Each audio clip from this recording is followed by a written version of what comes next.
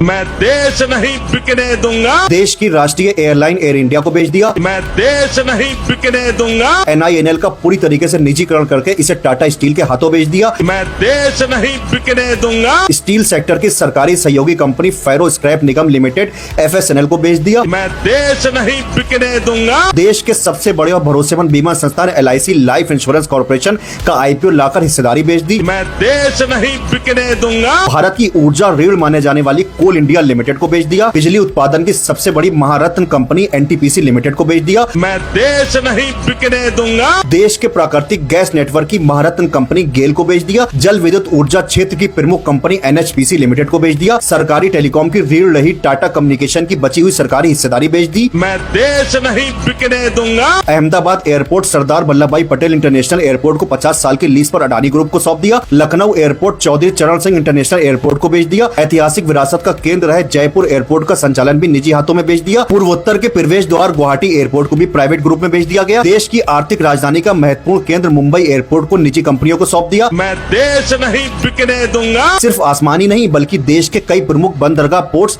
भी निजी कंपनियों के हवाले कर दिए गए। मैं देश नहीं बिकने दूंगा। देश की पहचान रही दूर संचार कंपनी BSNL की संपत्तियों और टावरों का निजीकरण कर दिया गया। मैं देश नहीं बिकने दूंगा। सरकारी मुनाफे वाली आयुर्वेदिक दवा बनाने वाली company IMPCL Indian medicine pharmaceutical corporation limited को बेच दिया गया। ये तो बस चंद नाम हैं जो सामने आए हैं। हकीकत यह है कि लिस्ट इससे ज्यादा कहीं लंबी है। अब आप कमेंट करके बताइए कि आपके हिसाब से इस लिस्ट में कौन कौन से नाम छूट गए हैं। अपनी राय कमेंट सेक्शन में जरूर बताइएगा। ऐसी और वीडियोस देखने के लिए फॉलो जरूर कर लीजिएगा।